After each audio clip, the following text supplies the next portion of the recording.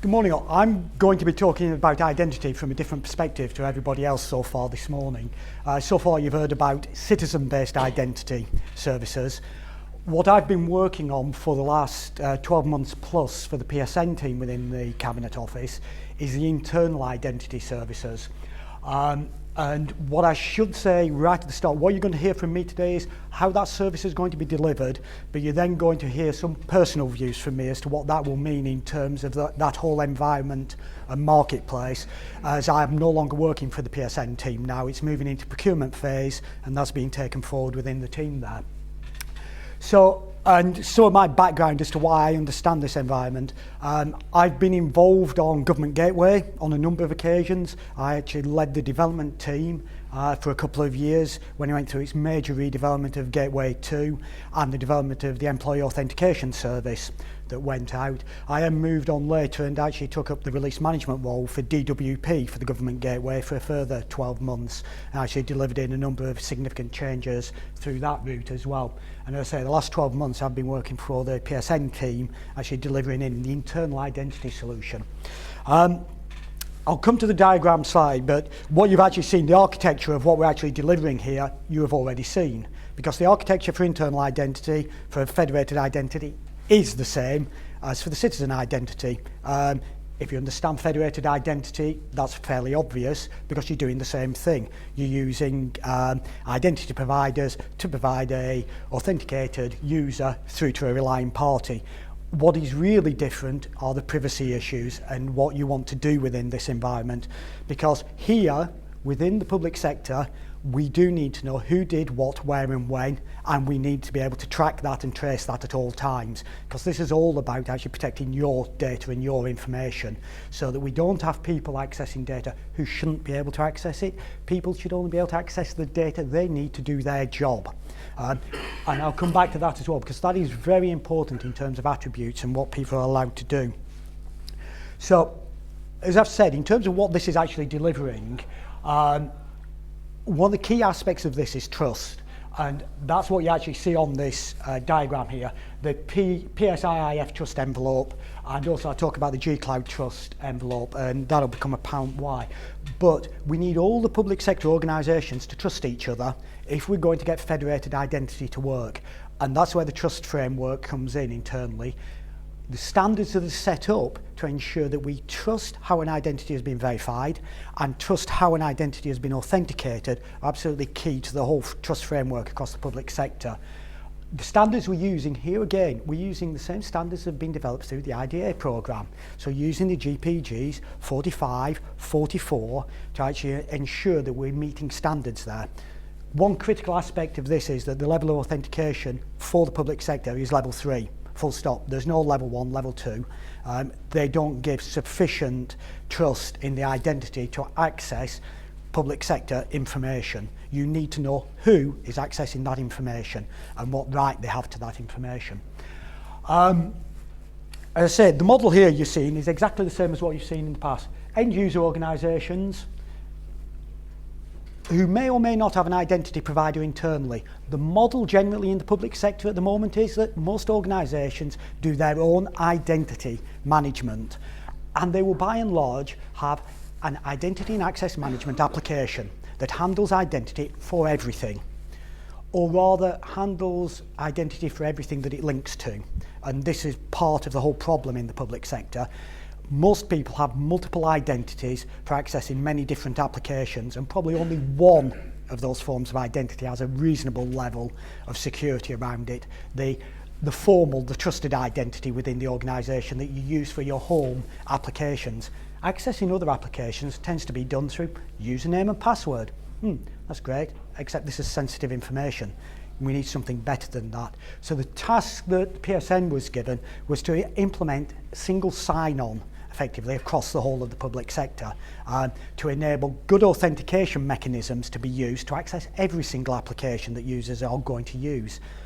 And given the way we're going in terms of shared services and shared service providers providing services into government, there are going to be more and more people accessing the same pieces of information from more and different organisations.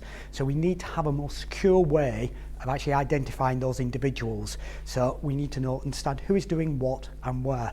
Federated identity is probably the only way to do that. One of the things that I think that this actually does, this model, once you start to see this, what you can actually see on here is that your IDPs are sitting over here with the user organisations, and they can be inside the organisation, or what I think will happen more and more is shared IDPs. You no longer need to run and manage your own identity provision. Why not let a third party do it for you, who probably understands it better, can provision better, can do identity verification at a much lower cost point than an internal organisation, and therefore probably at a higher quality than many organisations currently do within the public sector. What you've also got is access management can actually sit and should sit with the solution provider, the application provider. At the moment, it tends to have to be managed by the user organisation, managing many attributes about the particular application they're going into. Well, actually, it should be the solution provider who is managing that access. And that access, they may well manage the attribute provision themselves. But again, they don't need to. Why not let a third party, where it's appropriate, manage those attributes? There are a couple of examples where this is developing within PSN now. Within the defence industries, major contracts, well, the lead supplier to any of those contracts is the one who determines who can have access to what piece of data, because it may be, for defence purposes, very sensitive, but also for commercial purposes. You only want those subcontractors to access the pieces of information they have a right to look at. That means you need quite a complex attribute management system to ensure an individual from a company can only access the piece of information they require. The best way of doing that is to actually allow a third party, probably usually the lead contractor, will manage that attribute provision. But the only way you can do that easily is actually starting to use a federated identity solution, so that that can be provided and just locked in very simply. The G-Cloud Trust envelope side over here is, of course, because of cloud-based solutions and their accessing to them. How do you actually trust that identity, and how do you provide the services back? As you get more and more of these services, and that's what we're seeing in the environment, there is more and more, G-Cloud is out there, more services are being purchased, that is starting to happen. You need to assert your identity in there without putting in another complete identity and access management solution. Just plug the bits in you need to get to that service. Talked about the MOD and the supply chain. That's exactly what you've got in there. Large supplies into that supply chain don't want to have to be using another identity access management. They will have a fairly secure identity system themselves. Why not just assert that identity in? That's what this is intended to do. One of the interesting parts of this, and the most challenging without a doubt, is the third sector. It's probably the area where there is the biggest growth in terms of services being sold or provided into government, the public sector. Trying to manage identities out of that sector is really difficult. It's already causing huge problems. But if you say one area where I know this is causing huge problems is health and social services within local authorities. The people who are actually providing those services need to access some very sensitive data. They certainly should only be able to see the data that they need to see to provide their service, but you also need to know that who is that person who's accessing that data. But these are quite often charities, with citizens, volunteers actually providing those services. How do you actually assert the identity of individuals? There's probably virtually no budget for IT, so you've got to find a way of actually getting those identities in, and that is one, certainly at the moment, we haven't necessarily cracked as to how we do that. I think it's where you start to see the crossover between the citizen identity programme and the internal identity programme, because certainly those individuals would probably assert their identity as a citizen, but on behalf of a business, which brings you into the business side of how business and organisations assert their identity. So that's where you'll probably start seeing all of these coming together. And the big piece of this that I think it has a really big impact on is the provision of identity services.